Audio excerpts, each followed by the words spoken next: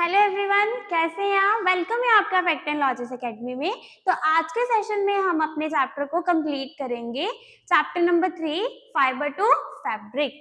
अच्छा, हमने पिछले सेशन में किया था वूल, कि हमें वूल जो है वो कहाँ से मिलती है, कैसा क्लाइमेट चाहिए, फिर किस तरीके के स्टेप थे जिससे हमें जो वूल है, हम जो कपड़े पहनते हैं उसको अच्छे से है ना वेयर कर सके। ये तो है ही नहीं कि शिप से हमने ऊन उतारी और हम उसके कपड़े बुन के पहन ले, नहीं, उसमें भी बहुत सारी प्रोसेस थी। देखो भाई, किसी भी चीज को जब हम करते हैं ना तो उसमें प्रोसेस होती है। अगर आपने खाना ही बनाना है ना, अगर खाना बनाना है तो आपने पेट से वो कुछ भी वेजिटेबल उतारे तो डायरेक्टली उसको खा लोगे? नहीं, उसको भी बनाने के लिए प्रोसेस होती है। उसको वॉश करते हो, उसके पील्स को निकालते हो, उसको फिर आप बनाते हो, है ना। किसी भी चीज को करने के लिए, बनाने के लिए कुछ स्टेप्स होते हैं। अब अपने चैप्टर को कंटिन्यू करते हैं। जिन बच्चों ने वो सेशन नहीं देखे या पिछले आपने कंसेप्ट नहीं देखे, तो पहले जाके आप वो सेशन को देखो, कंप्लीट करो। अच्छा, अगला टॉपिक है occupational hazards of fibre production. जब भी ये फाइबर प्रोड्यूस की जाती है तो इनको जो प्रोड्यूस करने वाले होते हैं, जो इनकी देखभाल करने वाले होते हैं, उनके बारे में हम करेंगे। तो ये आपके एनसीईआरटी में एक छोटा सा टॉपिक था। समटाइम्स ये सॉर्टर गेट इन्फेक्टेड। जो इनकी देखभाल करते हैं, जो ऊन ऊन से जो प्रोसेस करते हैं, जो मैंने आपको स्टेप बताए थे, कई बार इन लोगों को इन्फेक्शन हो जाती है। इससे इन्फेक्शन क्यों हो जाती है? By a bacterium anthrax. कुछ बैक्टीरिया इनमें ऐसे पाए जाते हैं जिसकी वजह से जो इंसान इनकी देखभाल कर रहे होते हैं उनको क्या हो जाती है? इन्फेक्शन हो जाती है। कौन सी इन्फेक्शन होती है? Blood disease. ठीक है, ब्लड डिसीज होती है जिसको आप बोलते हो सॉर्टर डिसीज। जिसको आप कौन सी डिसीज बोलते हो? Sorter disease. क्लियर? क्या कहा मैंने कि जो ये भेड़ बकरियों की देखभाल करते हैं या ये प्रोसेस करते हैं कि कैसे ऊन प्राप्त करनी है उनसे, कैसे उनके कपड़े बना रहे हैं, तो उनको देखभाल करते करते उनको क्या हो जाती है? इन्फेक्शन हो जाती है। ठीक है, इन्फेक्शन कैसी होती है? उनकी ब्लड इन्फेक्शन हो जाती है। किसकी वजह से? बैक्टीरियम। कुछ ऐसे बैक्टीरिया पाए जाते हैं इनमें जिनकी वजह से उन लोगों को क्या हो जाती है? ब्लड इन्फेक्शन हो जाती है। और इस बीमारी को हम किसका नाम देते हैं? इस बीमारी को हम सॉर्टर डिसीज कहते हैं। क्या बोलते हैं? Sorter disease. अगर पेपर में आ जाए कि सॉर्टर डिसीज क्या होता है तो आप लिख सकते हो ना। चलो नेक्स्ट करेंगे आगे।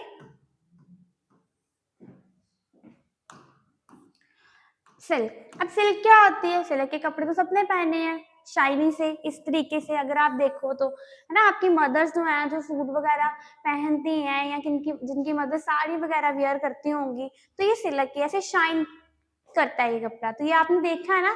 अब ये कैसे बनता है, अब इसकी प्रोसेस देखेंगे, बहुत ही इंटरेस्टिंग है। सिल्क, अगर मैं सिल्क की बात करूं तो silk is a natural protein fibre. ये एक ऐसा नेचुरल प्रोटीन फाइबर है। ठीक है, सबसे पहले आपको पता होना चाहिए कि सिल्क क्या? आपका natural protein fibre which is obtained from silkworm. जो हमें कहां से प्राप्त होता है? Silkworm. And can be use textile factory, जिसका हम यूज कहाँ करते हैं? टेक्सटाइल फाइबर के लिए। सबसे पहले सिल्क क्या है? एक नेचुरल प्रोटीन है। उसके बाद ये हमें कहाँ से मिलता है? ये हमें सिल्क वॉर्म से मिलता है। और इसका यूज हम कहाँ करते हैं? इसका यूज हम टेक्सटाइल फाइबर के लिए करते हैं। Different type of silk are produced by different type of silk worm. अलग अलग तरह की जो सिल्क होती है वो अलग अलग तरह के सिल्क वॉर्म प्रोड्यूस करते हैं। It can be differentiate on the basis of lustre and textile. अब इसको डिफरेंशिएट कैसे करना है कि ये वाली कौन सी सिल्क है या ये वाली कौन सी सिल्क है? तो उसकी शाइन से। ठीक है, कुछ सिल्क ज्यादा शाइन करेंगी, कुछ सिल्क कम शाइन करेंगी। तो ऐसे ही आप किसी को जज करते हो ना, जैसा इंसान की पर्सनैलिटी होती है, पर्सनैलिटी को देख के आप पता लगाते हो कि ये ऐसा होगा या फिर ये ऐसा होगा। तो उसी तरीके से इसको कैसे जज करोगे? उसकी लस्टर या फिर टेक्सटाइल से। ठीक है, अगर मैं इसकी एग्जांपल देखूं तो इसकी एग्जांपल है कोसा, तासर, मोगा एक्सेट्रा। इसकी सारी क्या है? एग्जांपल्स है। They are produced by various type of silk moth. इनको कौन प्रोड्यूस करता है? अलग अलग टाइप के सिल्क मोथ जो है वो इनको क्या करते हैं? प्रोड्यूस करते हैं।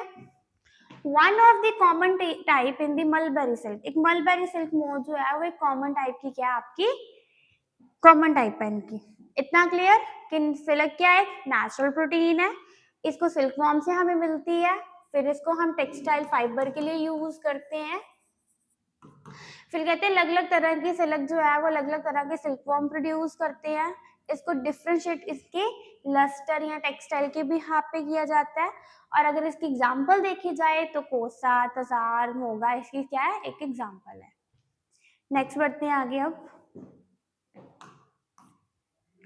सबसे पहले सेरीकल्चर। अब सेरीकल्चर का मतलब क्या होता है, सेरीकल्चर देखो, the rearing of silk warm for obtaining silk is called sericulture.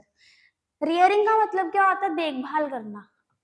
है ना, जैसे आप शिप्स की देखभाल करते थे, क्यों करते थे, अपने बेनिफिट्स के लिए, उनसे ऊन प्राप्त करने के लिए।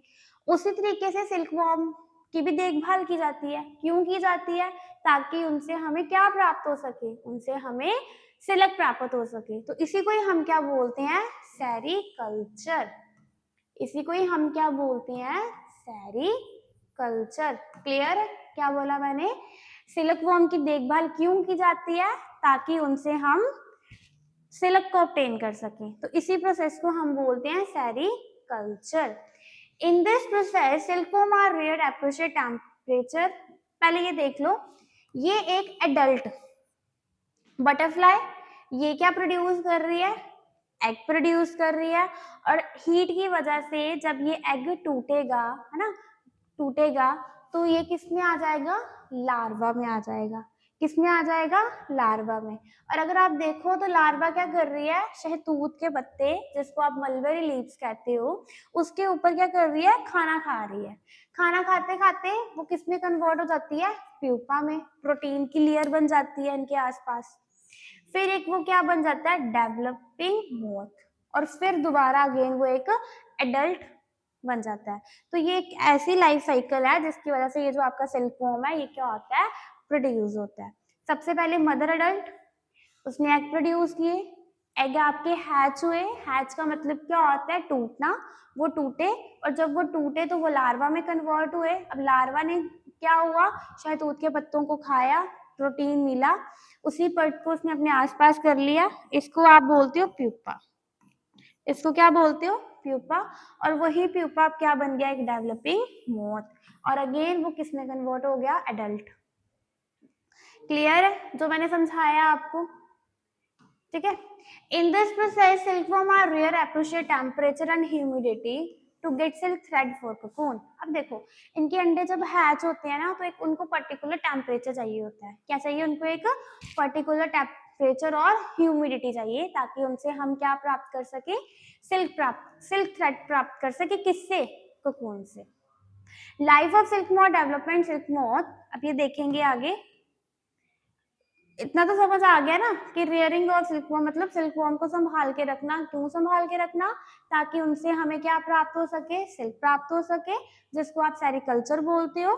ठीक है, इस प्रोसेस में क्या होता है कि जो सिल्क वॉर्म होता है उसको एक पर्टिकुलर टेम्परेचर, ह्यूमिडिटी पे रखना पड़ता है, ताकि उनसे हम सिल्क थ्रेड ले सके। किससे, कोकून से। और ये आपका पूरा लाइफ साइकिल था कि किस तरीके से वो पैदा होता है, किस तरीके से फिर उसकी डेवलपमेंट होती है। चलो भाई नेक्स्ट पे चले। From cocoon to silk. अब ककून टू सिल्क, अब ककून से हमें सिल्क कैसे मिलती है, अब वो देखेंगे। तो सबसे पहले अगर आप देखो ना, तो एक ये जो आपका ये है ना, ये बहुत सारे, एक मिनट में बहुत सारे अंडे प्रोड्यूस कर देती है।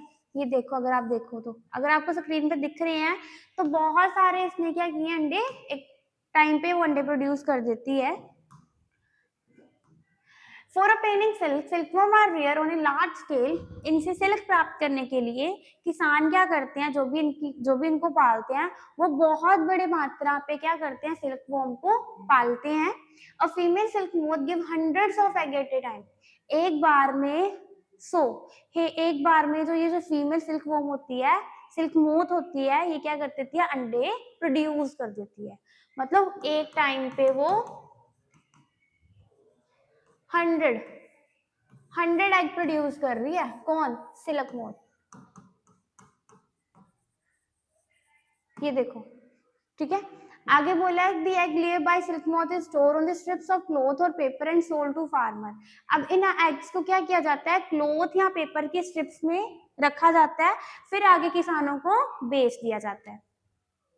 The farmer keep egg under hygienic condition and suitable condition of temperature and humidity। अब farmers क्या करते हैं, इनको एक particular temperature या humidity पे इसको रखते हैं। The eggs are warmed to a suitable temperature for the larva to hatch from egg। अब देखो क्या होता है, अब देखो क्या होता है कि इनको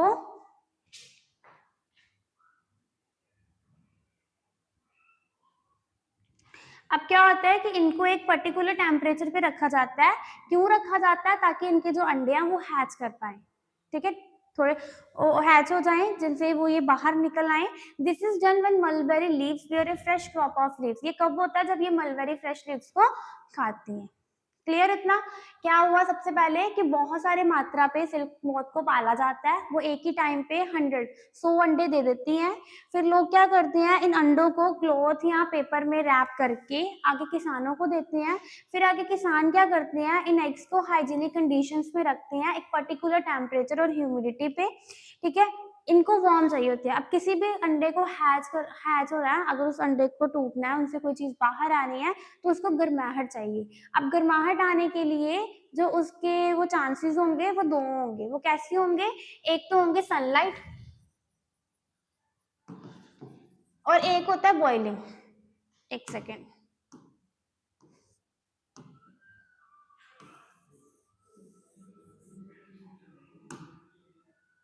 कौन कौन सी कंडीशंस होती हैं, एक होती है आपकी सनलाइट और एक आप उसको बॉईल करके गर्माहट दे सकते हो। ये दो चीजें हैं जिससे आप अंडों को गर्माहट दे सकते हो। इतना क्लियर है। अब नेक्स्ट करो, नेक्स्ट करते हैं आगे।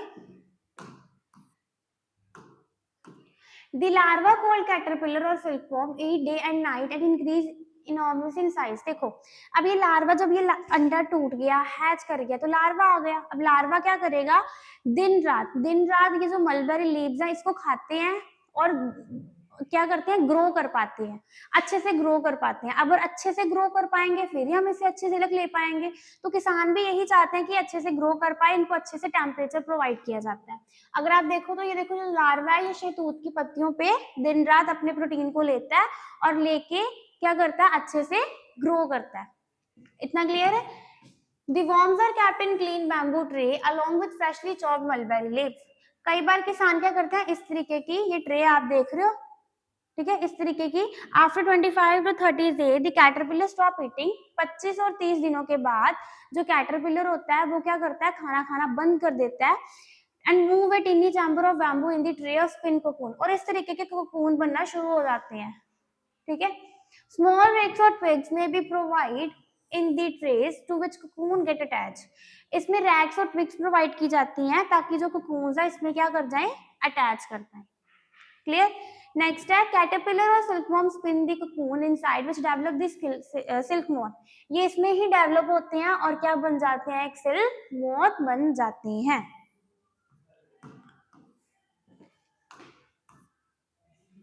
नेक्स्ट आपका टॉपिक है processing silk. The cocoon are kept under the sun और बॉइल्ड। अब कोकून को कहाँ रखा जाता है भाई, सन में रखा जाता है या फिर उसको बॉयल किया जाता है, फिर वो एक्सपोज होता है। एक्सपोज बनने के बाद, ठीक है, द सिल्क फाइबर सेपरेट, उससे सिल्क फाइबर को क्या किया जाता है, सेपरेट किया जाता है, अलग किया जाता है। ये आप देख सकते हो कि जैसे उसका अंडा जो है वो टूटा, हैच हुआ, तो इसमें जो सिल्क फाइबर है उसको हम क्या कर देंगे, सेपरेट कर देंगे। ठीक है, क्या किया जाता है, कोकून को एक गर्माहट में रखा जाता है, कोकून को बॉईल किया जाता है या फिर उसको गर्म किया जाता है सन की लाइट से, जिसकी वजह से वो टूटता है। जब वो टूटता है तो उसमें से जो सिल्क फाइबर है उसको हम क्या करते हैं, सेपरेट कर लेते हैं। नेक्स्ट देखो, reeling this silk, the process of taking out thread from cocoon for use as silk. अब ये जो थ्रेड है वो कहाँ से लिया जाता है, कोकून से लिया जाता है। क्यों लिया जाता है, सिल्क के लिए। Reeling is done in special machines. अभी जो रीलिंग है एक स्पेशल मशीन्स में की जाती है। which unwind the thread or fibers of silk from the cocoon. Silk fiber are then spun into silk thread which are woven and still clothed by weavers. और हमें ऐसा धागा मिलता है जिससे हम सिल्क को क्या करते हैं, प्रोड्यूस करते हैं, बनाती हैं, और फिर वो कपड़े जो हैं हम क्या करते हैं, उनको वियर करते हैं, पहनते हैं। बस, तो ये था आज का आपका सेशन। आपका चैप्टर जो है वो कंप्लीट है। Chapter number 3 fibre to fabric आपका चैप्टर फिनिश है। उम्मीद करती हूँ कि जितने भी मैंने सेशंस आपके इस चैप्टर के लिए वो आपको अच्छे से पसंद आए होंगे। अगर आपको अच्छे से पसंद आए होंगे तो प्लीज वीडियो को लाइक करें, शेयर करें, कमेंट करें और चैनल को सब्सक्राइब करें। Thank you.